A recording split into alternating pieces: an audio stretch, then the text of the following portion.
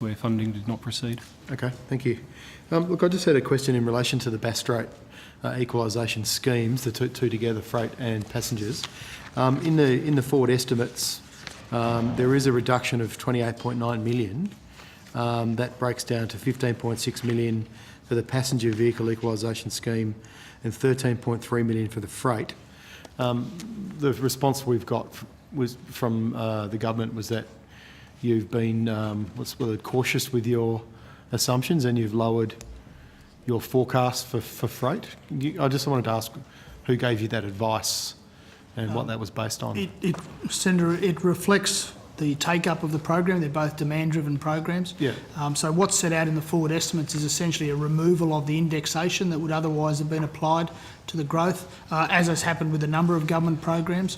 At this stage, as I answered in my earlier question, at this stage, the take-up onto both programs is below the notional budget allocation. Yeah, I heard you say that. Yeah. So at this stage, we don't believe that we will approach the level of activity which will require an additional budget allocation.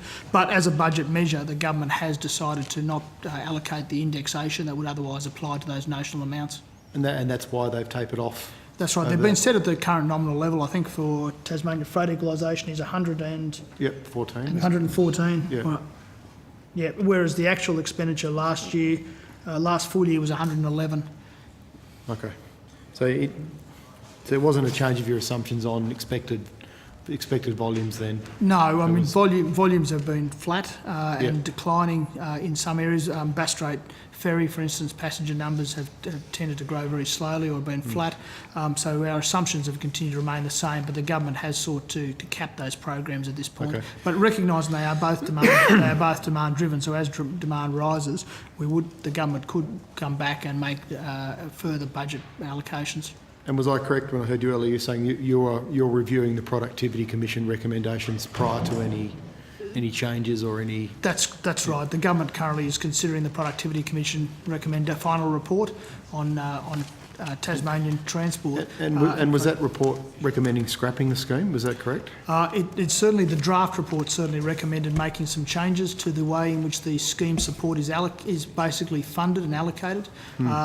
Those recommendations have changed a little, but essentially the same, not scrapping the scheme, but certainly looking to change the way in which the payments are made. The government is currently considering that report. Some significant simplification of the scheme. Some significant simplifications? Of the scheme, yes. Okay, but no structural changes in terms of looking at other schemes or alternatives?